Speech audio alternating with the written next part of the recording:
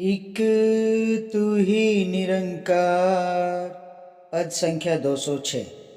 सूरज चांद सितारों को यह नित आकाश चढ़ाए कौन, बदल बदल कर नित हवाएं हर मौसम में लाए कौन।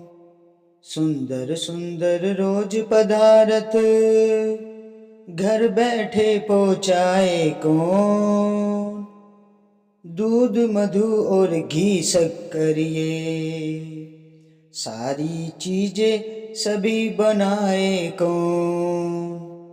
सोचा कभी क्या तूने बंदे दांतों का दातार है कौन, कहे अवतार जो पास बसे हैं देखा यह निरंकार है कौन। सूरज चांद सितारों को यह नित आकाश चढ़ाए कौन। सासंग जी, ये सूरज और चांद सितारे, कभी आपने ये सोचा है कि इनको किसने बनाया है? ये सूरज चांद सितारे आकाश में किसने चढ़ाए हैं? बदल बदल कर नित हवाएं हर मौसम में लाए कौन। सासंग जी, जो ये मौसम में बदलाव आता है, ये ताज़ा ताज़ा हवाएं चलती है, हर मौसम बदलता रहता है। इस मौसम को कौन लेके आता है सासंग जी? इस बारे में कभी किसी ने नहीं सोचा होगा। हाँ, ये सुना होगा कि ये भगवान करता है ये सब। तो ये बात सही है कि ये प्रभु परमात्मा ने इंसान को धरती पे भेजा है, तो उसके सुख के लिए, उसकी रोशनी के लिए उसने सूरज चांद सितारे आकाश में बनाए हैं, आकाश के ऊपर चढ़ाए हैं। अगर इंसान धरती पर आ जाएगा अंधकार में कैसे रहेगा? तो उसको सूरज की रोशनी भी चाहिए, ये चांद जगमगाता आसमान भी चाहिए। तो ये कौन? ये निरंकार ही तो है करने वाला। ये जो मौसम में बदल बदल के मौसम बदलते रहते हैं, हवाएं चलती रहती है, ये कौन लाता है? ये भी तो यही निरंकार लेके आता है। और जो ये सुंदर सुंदर पदार्थ घर बैठे जो हमें मिल जाते हैं, ये कहाँ से आते हैं सासंग जी?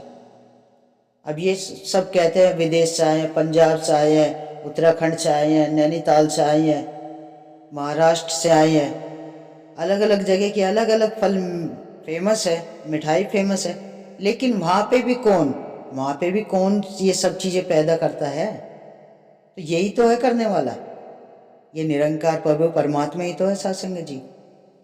ये निरंकार जो है ये कण कण में समाया हुआ है, हर जगह पे।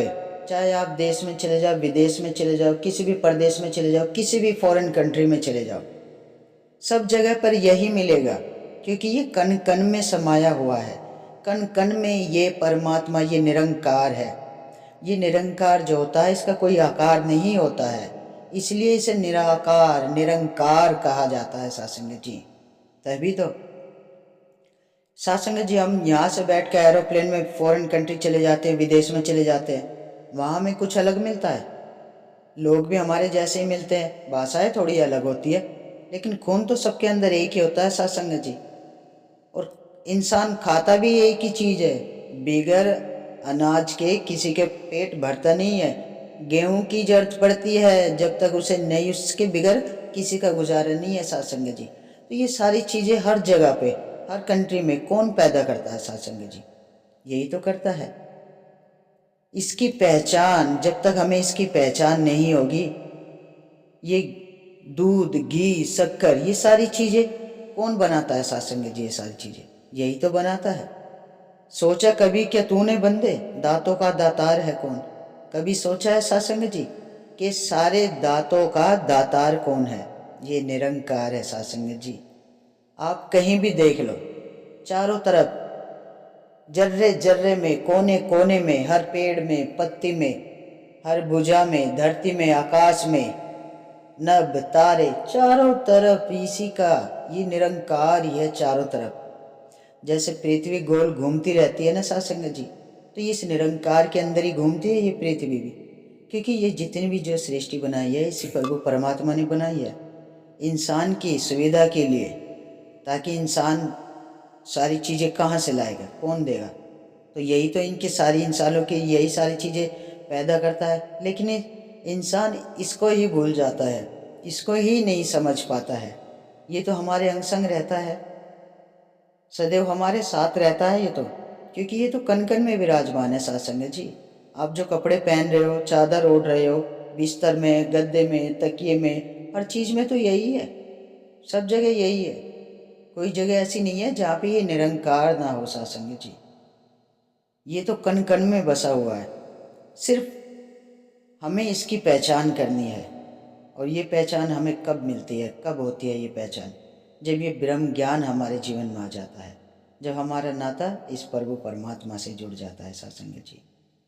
सेवा सिमरन संगत, सिमरन संगत करते हैं तो हमारा जीवन संवर जाता है सत्संग जी। अच्छे बुरे की पहचान हो जाती है, तब हमें हर चीज़ का ज्ञान हो जाता है कि सारी चीज़ें कहाँ से आती है, कौन लाता है, कौन देख के जाता है, कौन पैदा करता है सारी चीज़ें। हम क्योंकि हमें इसकी पहचान हो जाती है। जब हम इसके चरणों से जुड़ जाते हैं तब हमें इसकी निरंकार की पहचान हो जाती है। हमारा एक निजगर बन जाता है इसके चरणों में ऊपर। कहीं भटकने की जरूरत नहीं है सत्संग जी। कहे अवतार जो पास बसे हैं, देखा यह निरंकार है कौन। सत्संग जी जो पास में बसे हैं वो यही तो कहते हैं अवतार कि बिल्कुल हमारे पास में है। क्या देखा है तूने निरंकार? इसका एहसास तभी कर पाते हैं सत्संग जी जब ये ब्रह्म ज्ञान हमारे जीवन में आ जाता है, जब ये गुरु का ज्ञान हमारे जीवन में आ जाता है, तभी हम इस सच्चे पातशाह का एहसास करते हैं। तभी हमें पता चलता है, हमारा मकसद भी हमें पता चल जाता है कि धरती पे हम आए हैं तो हमें क्या करना है, क्या नहीं करना है। जब हम गुरु से जुड़ जाते हैं ना, इस निरंकार से जुड़ जाते हैं, हमें अच्छे बुरे की पहचान हो जाती है, सबसे प्यार हो जाता है, सबको एक ही नज़र से देखते हैं। सतगुरु महाराज की अगर हम कान से सुनेंगे तो वही सुनेंगे जो हमारे सच्चे पातशाह सुनते हैं। हमें सतगुरु महाराज के कान से सुनना, उनकी आंख से देखना, तो हमें पूरी सृष्टि में जितने भी लोग हैं ना, सब अपने ही दिखाई देंगे। सब में वही प्यार छलकता हुआ दिखाई देगा जो सतगुरु महाराज सबसे करते हैं। और हमारी बोली में भी इतनी मिठास हो जाएगी, कभी किसी का बुरा नहीं सोचेंगे हम। जब भी सोचेंगे भला, सेवा, जब भी सोचेंगे सेवा के लिए ही सोचेंगे। तो सत्संग जी आओ, ऐसे रमे राम को जान ले, पहचान ले, इसके चरणों में जुड़ के इस असीम विस्तार की तरफ बढ़ते ही चले जाए सत्संग जी। तो सत्संग जी प्यार से कहना, धन निरंकार जी।